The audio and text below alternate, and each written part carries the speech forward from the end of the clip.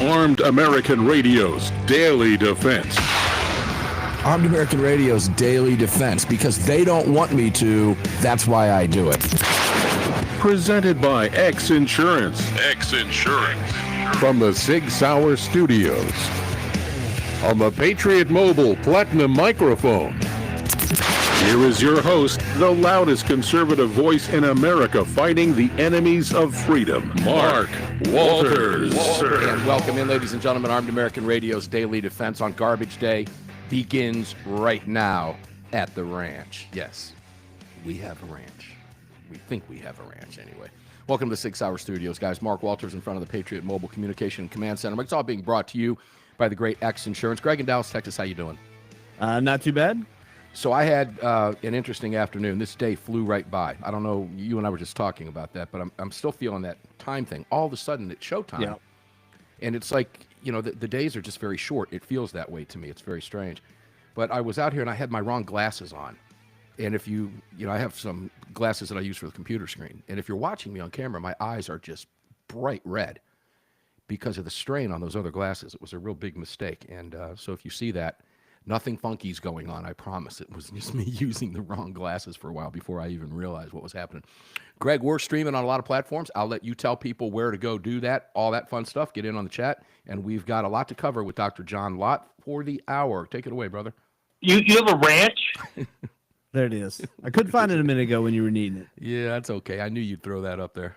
Yeah. All right. Well, if you want to watch the show, just search for Armed American Radio with Mark Walters over on YouTube, Rumble, and Fascist Book. If you want to join our live chat, all you have to do is head on over to your app store, grab the Telegram messaging app, create your profile, and search for Armed American Radio Conversations. That'll do it. Thanks, Greg. Appreciate it very much. Thanks for everybody being here, no matter what platform you're on. Great to have you with us today. Dr. John Lott, welcome to the show on a garbage day at the ranch. Today's the day they pick up our garbage. How you doing, John?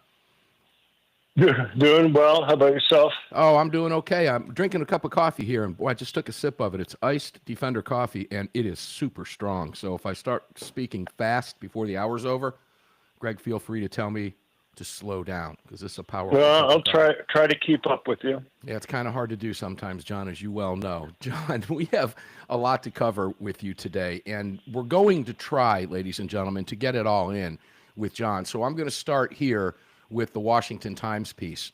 You had an op-ed in the Washington Times yesterday on the 11th. Headline, ladies and gentlemen, the importance of concealed carry reciprocity. Over 86% of police chiefs and sheriffs support national reciprocity.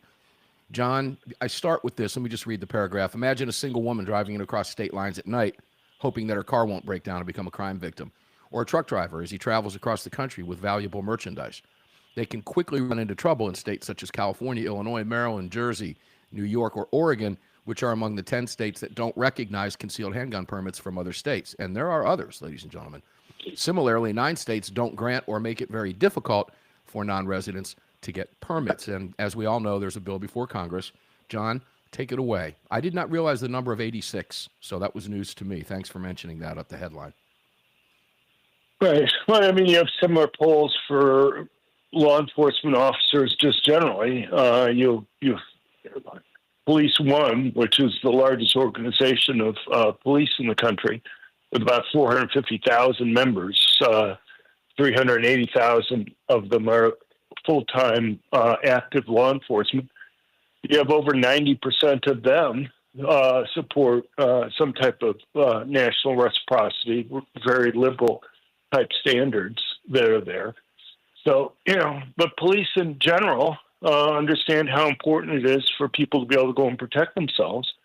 My research shows that police are the single most important factor for protecting people, but police themselves know that they virtually always arrive on the crime scene after the crimes occur. And so the question is, what's the best way for people to go and protect themselves? And police know that having a gun is by far the most effective way for people to do that.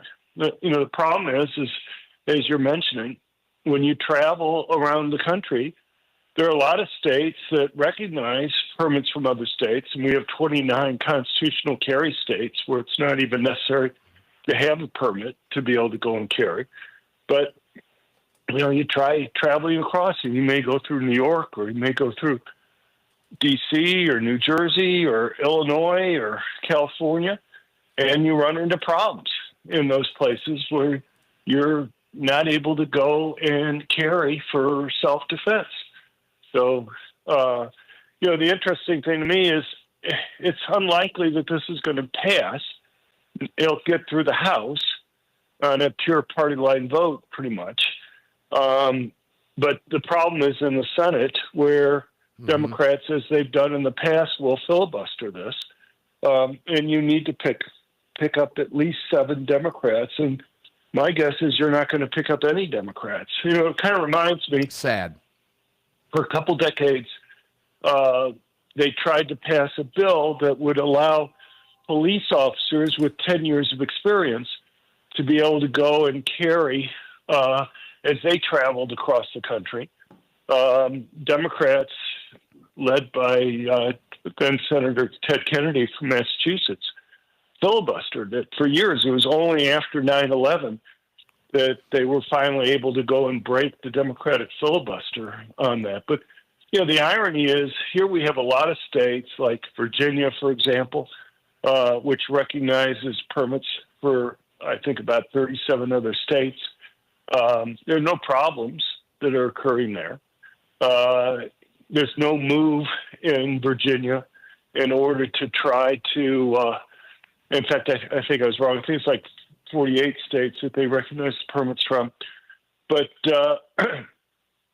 there's no move in the Virginia legislature to go and undo that recognition of permits from other states. And yet both the Democratic senators from Virginia, both Warner and Kahr, will surely vote against national reciprocity. And you have similar issues with the Democratic senators from Vermont or some other states. Anybody from any place from around the country can go and carry in Vermont. There's no problems that anybody can point to in any of those states that do that, and yet there's no move by those state legislatures to undo it, but the Democrats in those states will vote lockstep against trying to make that the rule for the country. They won't do anything to give the Republicans a victory on any bill. They'll just sit on their hands. It probably is. I think they just won't vote for anything that would loosen gun control restrictions at all, even if their own states have extremely liberal rules with regard to those very same issues. John, I'll make this personal. It wasn't that long ago when, if we were driving, for example, my wife will be driving up to see her mother in Ohio in about a week or two. And it wasn't that long ago, John, she could drive through Tennessee. She could drive through Kentucky, but she had to stop before she went to Ohio, and she had to get out, move a gun to the back, put it in the trunk because of all the nonsense that was going on. And you know how many people drive up and down the 75 corridor between Ohio and Florida, for crying out loud? And they're having to go through all this. In gun-friendly states, ladies and gentlemen, now in every one of those states you have constitutional carry. That's all been stopped, so it's made it easier. But I like your comment in here. Opponents argue that national reciprocity could lead to confusion about which gun laws apply in a given state, leading to arrests, but reciprocity is common. John, has that ever been a problem? No, it's not a problem. And look, that's the same type of rule that applies to driver's licenses. If you have a driver's license, you can travel across the country. It's not like you have to worry about whether Ohio will accept your driver's license in the state, or Illinois or California. But, the rules vary from state to state. Can you turn on red, for example? There are a number of states that won't let you take a right turn on red. So, speed limits vary across states. When I've lived in Montana, it's like 80 miles an hour. And as long as you stay within 10 miles of 80 miles an hour, so you don't go over like 91 or so, it's a $5 ticket, that doesn't even record on your insurance. You can get used to that. You travel outside of Montana, you go 90 miles an hour, you're going to get more than a $5 ticket, and it's going to be something that's 30 on your insurance. So the So this is personal responsibility, John. Know the laws and pay attention to the laws in the states that you're in, ladies and gentlemen. This national reciprocity issue, guys, we're going to continue to hound on this. And I'm going to ask you before we go to a break, if you value your right to bear arms, your right to bear arms should not stop. Your Second Amendment right should not stop at a state line. Pick the phone up, call your representatives, call your senators, call your state representatives, state senators, and ask them to make these changes. It is critical. It's up to you to do it because they're not. So pressure them. Do it politely, do it professionally, but pressure them. We'll be back. We have 3 segments to go with John and a lot of great stuff to cover. Don't go away. Back right after this break.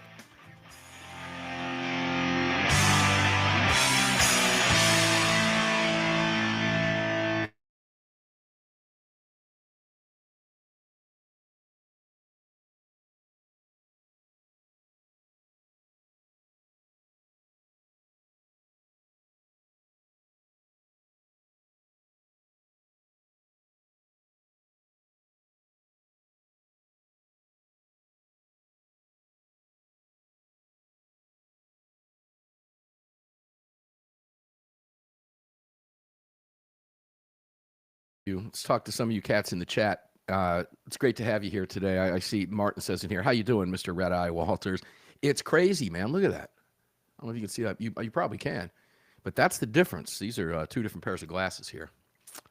And these are my regular glasses, my walking around glasses. These glasses are not readers. They're for mid-distance because I have those stupid progressive stigmatism or whatever it is. Glasses are very expensive, but nonetheless. And I was wearing the wrong ones today, and I don't even know how I didn't realize that. And the strain on my eyes when I was playing some guitar earlier was really hurting me. My eyes were watering and tearing like crazy. It was nuts. And that's when I realized, oh, man, you're using your computer glasses. But it was a real mess. So, guys, I had some questions the other day about the North American Arms Mini that I carry on a regular basis. You hear me say that all the time. So I'm going to stand up and show you how and where I carry this gun. This is a North American Arms Sidewinder, and it rides with me everywhere I go. So let me pop up here. I think you'll be able to see this if I can get back far enough for the camera. Here we go. So that gun rides right there every day. I have another one over here. The holster is not there because the gun is sitting out right now as I sit here in the chair. But that's the North American Arms Sidewinder, and I carry it in that it's like a tweed. It's leather. It's an absolutely beautiful holster. And the gun goes with me everywhere I go. It's the gun you can carry when you can't carry a gun. So if you've never looked into those, check them out at NorthAmericanArms.com. They are very, very cool. Very cool. Guys, we're going to cut the camera for just a second. I'll keep the mic live here. We'll be back at 21 after. Don't go away. Stick around. And you never know. Maybe I'll play you a riff later. That's a copyright issue, but yeah, I don't want them getting thrown off YouTube and everywhere else where we're putting the shorts up. So better not.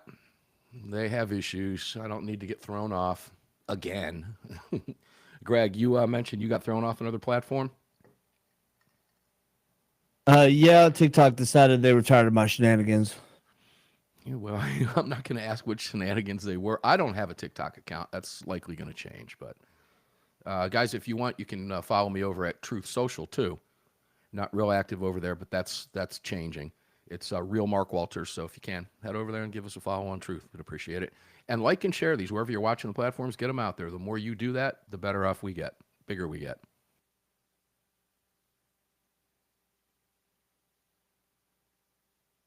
And what I thought was a fast day, Greg, is now a very slow break. Greg got thrown off TikTok. That sounds like an accomplishment. Yeah. Not the first time. It's like the 4th time. I don't know much about TikTok, so I can't comment. I know my kids are always watching it. And I used to watch my daughter when she was younger stand out in the front yard by the tree and do these stupid dances. And I thought, what in the world are you doing? She was, I'm making a TikTok. All right, guys, coming back. You heard Greg. 30 seconds, now 20.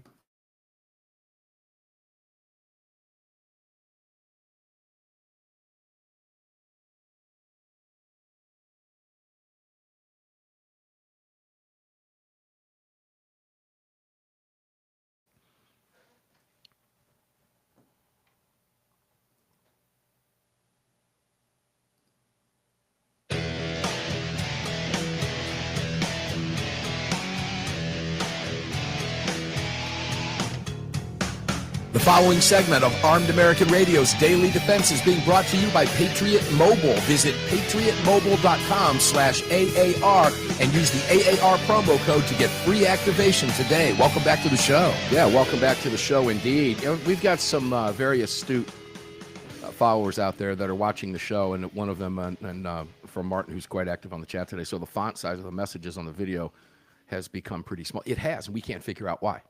We don't know why. We've not made any changes, but apparently the production software did, so we'll try to figure that out for you. It's a little bit smaller, and it's a little bit more frustrating. I know it's hard to see unless you blow up your screens. Welcome back to the SIG Sauer Studios with me, Mark Walters, filling your prescription for freedom today and every day, Monday through Friday, on this Patriot Mobile Communication and Command Center microphone. I want to thank Leah, who was here yesterday in a tape segment she did at the gun rights rally with GOA and Gun Owners of Texas down there in Austin. They had a great time, took a bunch of buses. If you missed it, I'll tell you what, guys, you're not going to find another corporation, I don't care who they are, that supports your rights like they do. Just go back and listen to what the rep from Patriot Mobile said yesterday, and you'll understand exactly what I'm talking about. So if you can find it within you and you want to get away from a woke company, patriotmobile.com definitely has you covered. patriotmobile.com/AAR. And guess what? You get a free month activation. So we're going to be spending a lot of time with them over the next couple months at some various live functions, including the NRA and the Gun Owners of America down in Knoxville and all kinds of other cool stuff. So make sure to check us out. Follow us on all our social media platforms. Dr. Lott, welcome back in. Let's keep going. The national reciprocity, I want to let you know before we move to another subject. I had Arizona Representative Eli Crane on the program last Friday, and I'm sad to say, after talking with him both on air and off, that he does not think this bill is going to move, that he believes, kind of like I do, that the suppressor bill actually stands a better chance, and that's weak as well, John. But my advice was to have people call their representatives, local and federal. Is there anything else you can tell them? I mean, this is a time we need to get the pressure up, stay on the gas. We should be winning these battles right now, John. Right. So he's saying it doesn't pass the House, or he's saying he doesn't think it's going to pass the Senate, so they didn't see any reason to bring it up in the House. If I remember correctly, he was more concerned about the Senate. Yeah, well, there is a little bipartisan support in the House. There's a little bit of bipartisan support in the House. It's slim margins, as we know. If it gets out anywhere, it's likely to get out of the House, but the Senate's a problem. Well, so look, it's disappointing. as the piece goes through, and as people can know from our website, you can go through the standard, attacks on people just being able to carry. What you find is that permit holders are extremely law-abiding. They rarely create any problems at all. Permit holders lose their license for any firearms-related violation, and a lot of these are trivial, like not having their license with them sometimes or accidentally carrying into a gun-free zone. But that still occurs at 1/12 the rate that police are convicted of firearms-related crimes, which is a lot more difficult to happen. And police are convicted of firearms-related crimes at about 1/20th the rate that the general public is. So they're rarely convicted of those crimes. And permit holders have problems that are even just a tiny fraction of that. And so, but you go look at these states. I've tried looking around for data on people who are carrying in another state that create a problem, and it's like non-existent. Yeah. So, you just... over the last decade or so, maybe I found 2 cases like that where somebody from another state who had a license created some type of problem in another state. So it just rarely occurs. Yeah, And, John, right now we have something like 21.5 million concealed carry permit holders.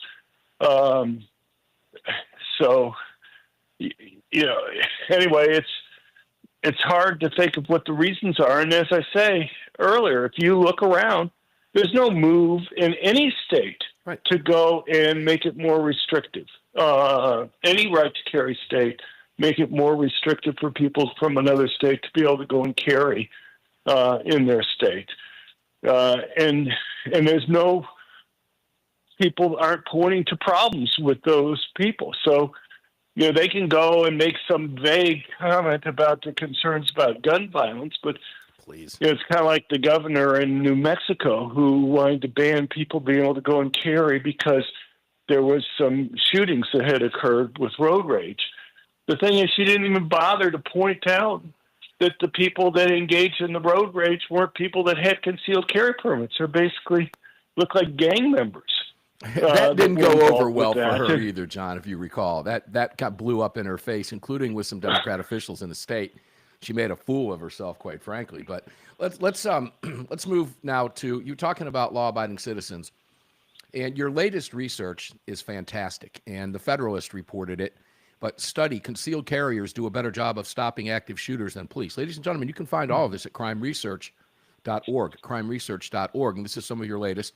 We found that concealed carry permit holders stopped 51.5% of active shootings compared to 44.6% stopped by the police.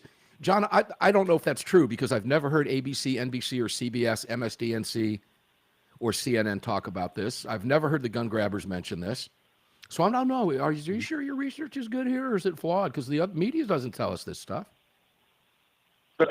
Well, look, nobody needs to take my word for it. We have all the cases available there so people can go and double check them, as well as links under the stories there so they can go and look at the original sources for that information.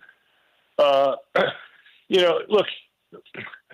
you and I have talked a fair amount about the problems with errors in crime data from the government. But there's another problem there, too, and that is what questions they're willing to go and break the data down for. And the FBI puts out its active shooting reports that come out each year. Unfortunately, though, besides different errors that we've talked about that are in there, they're not interested in looking at what I think would be useful and interesting questions about, for example, how law-abiding concealed carry permit holders compare to police officers. Look, anybody who knows my research knows that I think police are the single most important factor for reducing crime. The thing is, and I think this data here shows, police have a very difficult job. Mm-hmm. If you have somebody in uniform, that puts them at real disadvantages. One of the issues that happens, and it deals with the data that you're talking about, is that if I'm going to go and engage in a shooting someplace and I see a police officer there, I'm likely to wait till the police officer leaves or go on to another target.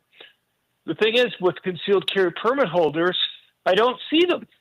I don't know who's carrying and who's not carrying.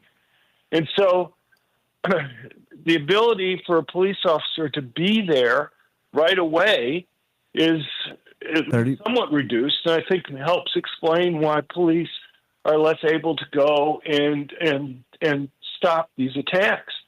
But it goes beyond that. All right, John, stop right there. It does go beyond that. We're getting ready to take a break, and I want to go into all that information because you've got there's a deep dive in here, ladies and gentlemen. And John, I'm sorry I had to cut you off. That hard break is right around the corner from us in just a few seconds.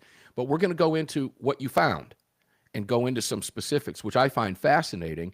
That, ladies and gentlemen, of course, I was kidding, being a little facetious there at the outset, just reminding John, are you sure that's accurate? Because of course the media doesn't want you to know this. Why?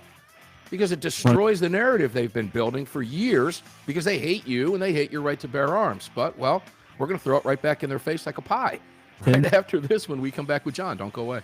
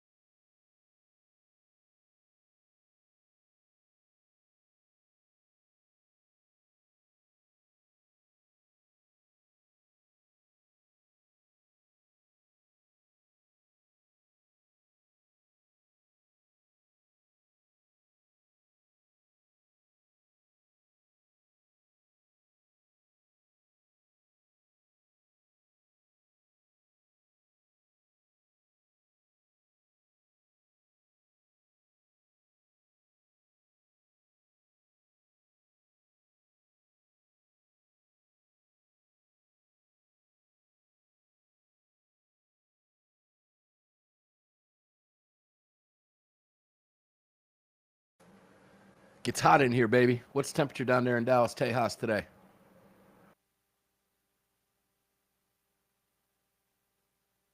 Greg must be on a break down there, which is a good thing because we're on a break. Yeah, we are on a break. There we go. What's the temperature down there in Dallas, Tejas today? We're in the 80s. Yeah, we're high 70s right up here. So Yeah, you should be 80 by Friday. that's what I'm thinking. Yeah, that's what the Fox 5 said. Good old Joanne Feldman said. Of course, she's wrong better than 3/4 of the time. Tough job. I need about 3 days of sunshine through Saturday so that I can continue to work on my fence project. Yeah, I bet Andy's freaking out if the weather's too warm. Wichita. No one cares. That just kills me, dude. I don't get it. I have friends that would spend months in sub-freezing temperatures, below zero, for weeks on end. Spring break rolls around with the kids and they go skiing in Colorado. Dude, go south and get some sun, man. 30. Right on.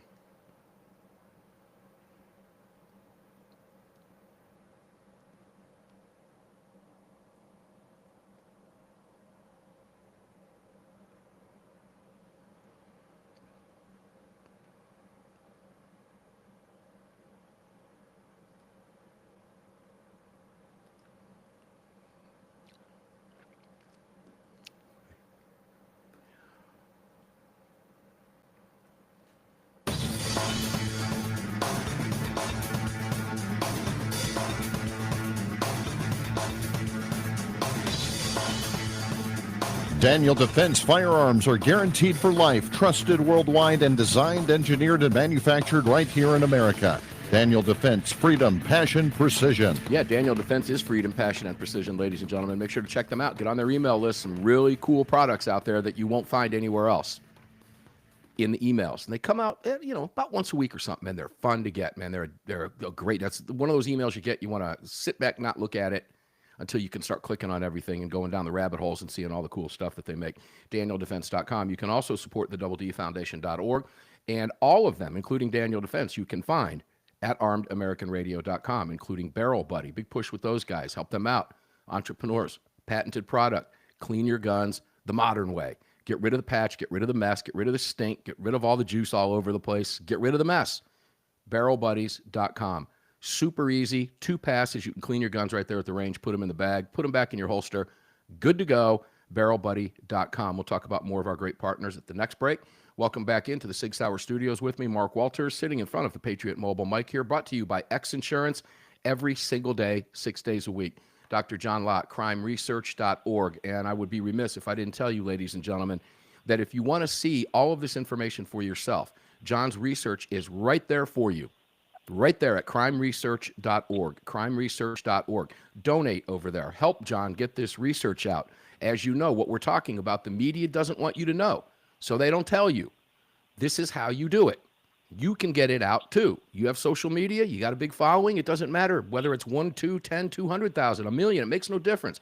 Get the information out. You can find it at crimeresearch.org. Dr. Lott, welcome back. Let's go back into this because it is Thanks. quite fascinating. People can sign up for our email list too. Yes. We send out an email once every 2 weeks to people to be able to go. And it doesn't do us any good to put this research together if people don't see it. I mean, it's free for people to be able to go and get it. Get it, folks. It's free. We all love free stuff. John, let's look at some of this. This is fascinating information. It's titled, the subhead is What We Found. From 2014 to 2023, CPRC, Crime Prevention Research Center, researchers found that armed civilians stopped, get this, ladies and gentlemen, 180 of 515 active shooting cases. And that's a link. You can go and take the dive. Of the attacks in places where people were allowed to carry, we found that permit holders stopped 158 of the 307 instances. That's half, guys. The FBI defines an active shooting as an event where an individual actively attempts to kill people in a public place, excluding shootings tied to robberies or gang violence. An active shooting could be as simple as a single shot fired at a lone human target, even if the shooter misses, to a mass shooting. Now, of the 180 total instances, John, where armed civilians stop active shootings, did permit holders end up accidentally shooting bystanders? In just one case, right? Yeah, no, there's one case. And, you can break it down in other ways too. Did they get in the way of the police and stop the police from doing their job? No, it never happened. They had one case where a gun was taken away from a permit holder. You watch, one of the reasons why we did this to begin with was, we go and collect the cases from TV shows, police shows. And over the last couple of years after the Bruin decision, the gun control groups have been working very closely with script writers and producers on these different television police shows on ABC, NBC, CBS, Fox. And they show things going wrong virtually all the time. And the only shows that seem to show a benefit are basically the Taylor Sheridan ones, when you had either, Yellowstone or now his thing with the landmass. But, the other shows, and even then it was just a couple times. Yeah. But at least there was some positive discussions about it, which made it very rare. But these other shows constantly have the permit holder shooting a bystander, what have you. So we wanted to see, what rate do these things occur? Is it a real problem or not? And then the next question we wanted to ask was, well, how does this compare to the police? So what we found is that, in fact, while permit holders accidentally shot a bystander one time, wounding him, the police accidentally shot the wrong people 4 times. They ended up shooting and killing 2 police officers as well as 2 civilians. So that's a rate that's about 4 times higher than the rate that you have for civilians. On top of that, you look at the rate that civilians are killed in doing these attacks and stopping these attacks, or police. Civilians are, you had only 2 cases where civilians were killed, about 1.1% of the attacks, versus 27 cases where police officers were killed. So I think part of what's going on here is just that police have a much more difficult job than civilians have. You have somebody in uniform, and so it's less likely that, if a police officer's there, the criminal will wait until they leave, or they'll go to another target themselves, or they'll try to take out the police officer. And if a police officer arrives on the scene in uniform, the killers will know that that person has a gun for sure. The advantages of concealed is that they don't know if there's somebody who has a concealed carry permit with them that's behind them or to the side or nearby. And so the likelihood that you may be able to get somebody with a permit there very quickly is relatively higher. And so not only do they stop a greater percentage of these attacks, but you also have it so that they're less likely to get shot and killed themselves. You have the rate that police officers are killed is about 6 times higher than the rate that civilians who have permits are killed. And the rate that police officers are wounded is not quite as dramatic of a difference, but it's still 17% higher than it is for civilians.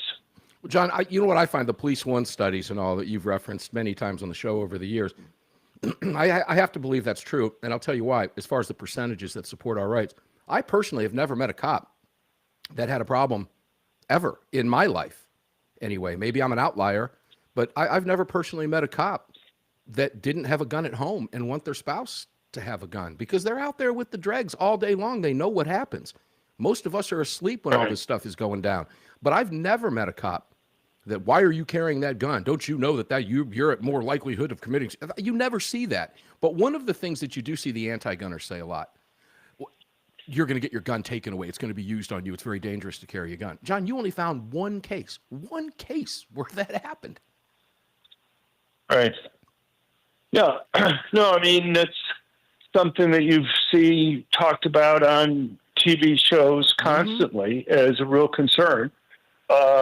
If you go back and you push somebody who will make that claim, and they're knowledgeable, what they'll refer to is the rate that police officers are killed with their own guns. And now there's a couple problems with that. One is a police officer has a very different job than a civilian has. If you're a civilian and you take a concealed carry class, what they're going to tell you is your benefit of having a concealed handgun is to try to just keep the criminal away. People rarely have to fire their gun. It's mainly just to go 30. Try to keep them from getting near you. Police officers don't have that luxury. Police officer can't simply brandish a gun, watch the criminal run away, and say, okay, my job is done here. Right.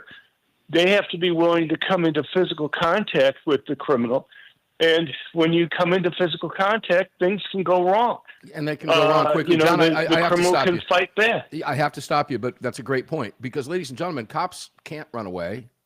I guess they can, but that's not why they're being paid. They go into that situation. And, ladies and gentlemen, they do, as John said, they get into physical altercations with these folks. That's generally not going to happen with a civilian. We'll be back with John Lott, one more segment right after this. Don't go away.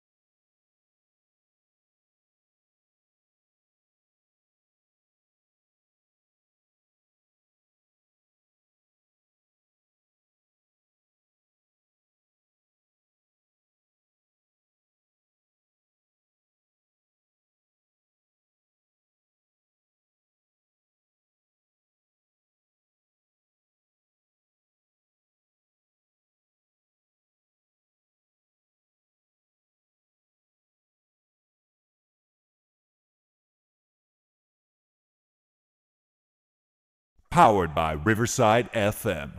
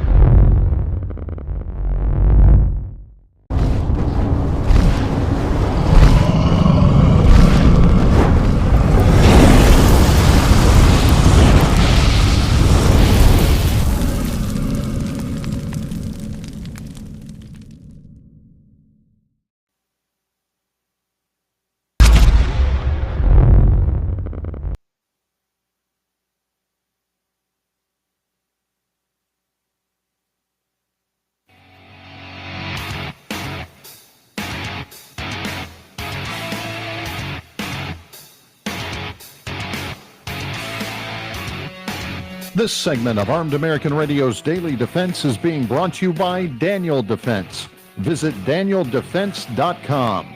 Now, back to the show. Visit them all, ladies and gentlemen, all of those partners. That's why we're here, folks, for 16 years, because of our great partners. Many of them have been with us for many, many, many years, and we appreciate that.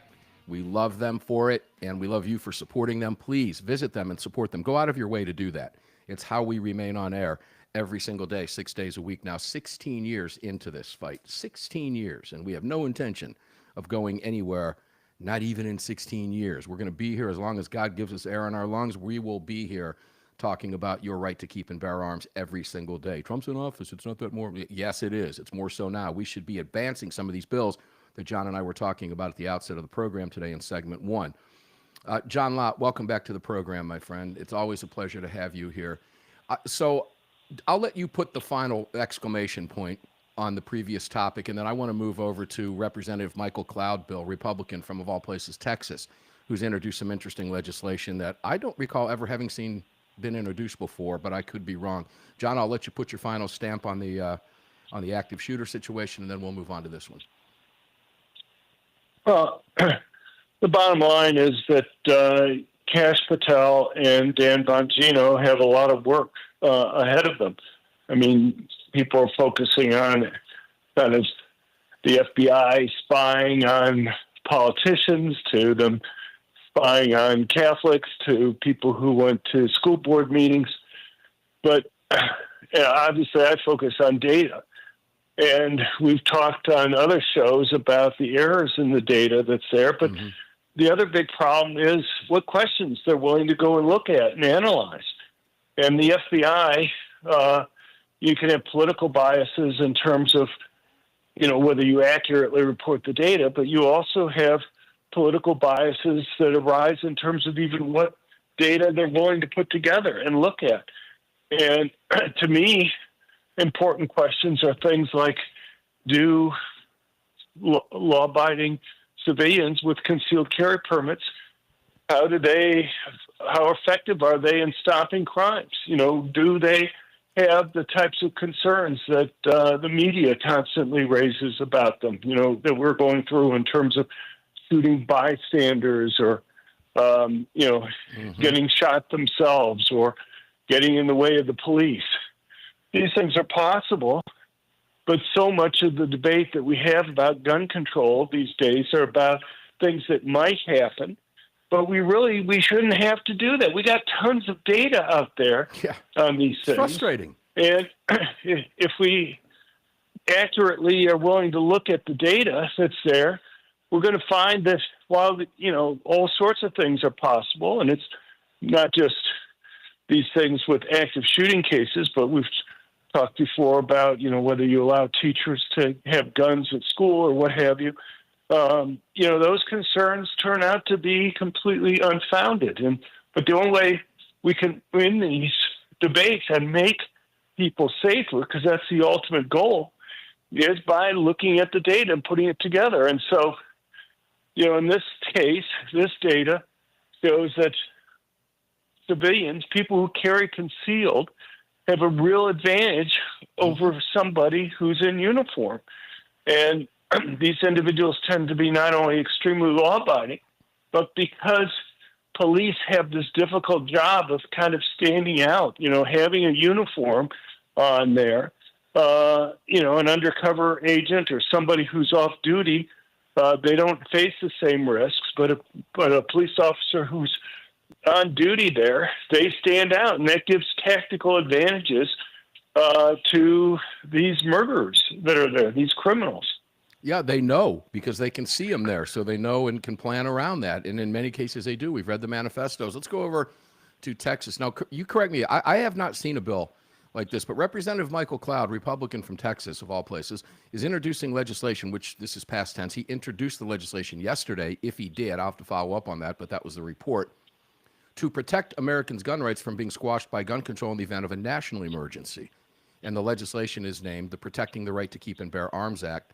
Of course, ladies and gentlemen, we'll talk more about this with Breitbart News, AWR Hawkins on Sunday, because he spoke exclusively to AWR on this. But John, have you ever seen legislation introduced to that effect? I don't recall ever having seen that. I'm glad it's out there. At the state level, you've had a number of states that passed Right. that. I mean, after Hurricane Katrina, you had, the local police went around and, you'd think that they would be extremely busy taking care of other things. But one of the things they spent their time doing was disarming law-abiding citizens who were there trying to protect their property from looters and what have you.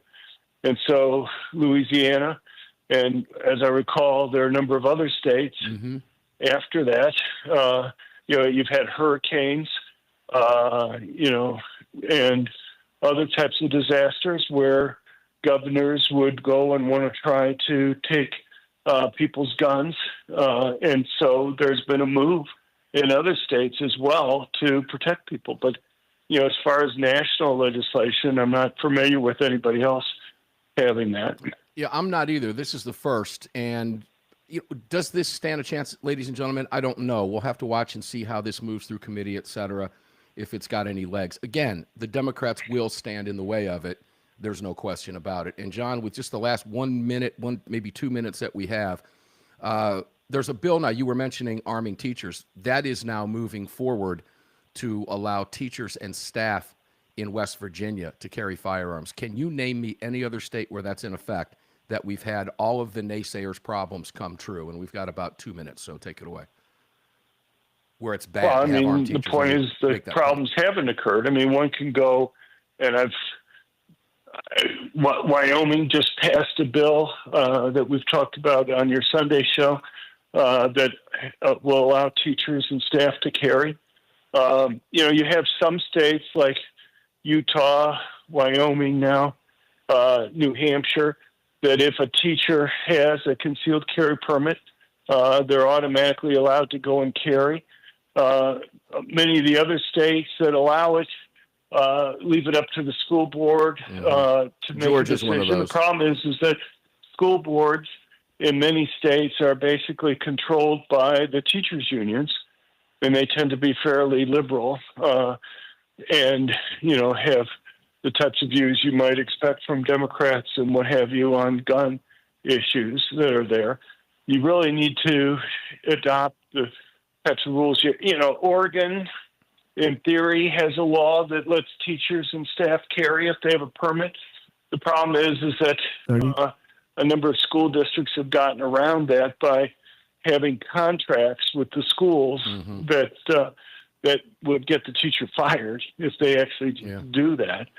So, but it's effective. Where where there haven't been any problems. There's been no problems. John, we're at the end of our ropes. Tell people again where they can go and find you and all of this amazing research, ladies and gentlemen. And we didn't get to just one story, so we did pretty good getting in what we wanted to get in with you today, John. Where can people find you and support you and donate and get on your email list? Right. People can go to our website at crimeresearch.org, crimeresearch.org, and thanks very much. Oh, sure, John. Thank you for everything that you do. Ladies and gentlemen, John Lott is a national treasure. And the reason they don't like him on the other side is because he's telling you the truth. And they don't like the truth because the truth blows up their fake lies, fake news narratives. So we're going to continue to drive these stories and continue to drive these stories until we make progress. And you know what? We will make progress on these. So midterms are going to be huge coming up in a couple of years. In a year, that's going to be brutal. We really need to make some gains so that we can move some of this legislation. And the Senate looks like it might be in play now. So anyway, we'll talk about that more. We got Thursday coming up and Friday. Enjoy your day. Stay safe, guys. I love each and every one of you. We'll see you on the radio tomorrow.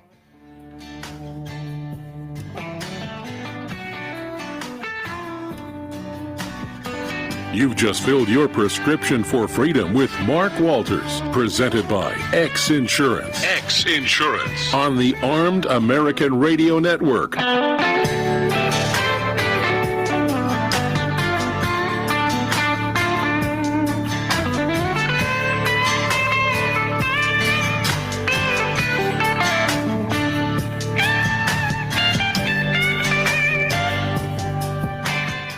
All right, guys, thanks for being here today. Appreciate it very much. Like and share the post. Get it out there. The more you do that, the faster we grow. We're adding stations like crazy.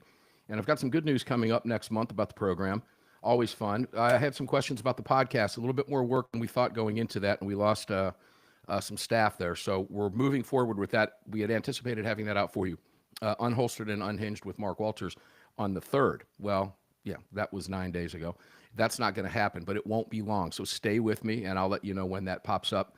But the podcast is going to be an awful lot of fun, We've got a little bit of production stuff that we got to clear up, make sure that we're good to go there. But it won't be too long. That'll be fun. No FCC, right? That's going to be great. And those of you that are watching on Twitter, thank you. Those of you watching on YouTube, thank you. Like them, share them, subscribe, all that fun stuff. Rumble, same thing. Facebook, thank you. Appreciate it. All right, guys, enjoy your day. We're going to get up and do it again tomorrow because they don't want us to. And until we meet on the radio tomorrow, remember, carry on, carry often, carry absolutely everywhere. Never, ever, ever leave your cave without your club. No self-respecting caveman would have ever done that. Please visit our partners. You can find them all at armedamericanradio.com. That would include Heaven's Harvest for your emergency food supplies and those quick heat and bag 15-minute meals over there at Heaven's Harvest. You still need, just because Trump's in office doesn't mean you don't need to be prepared. You need to be prepared. Heaven's Harvest can do it for you, and you support Armed American Radio when you do that as well. Don't forget budsgunshop.com, budsgunshop.com, our official online retailer.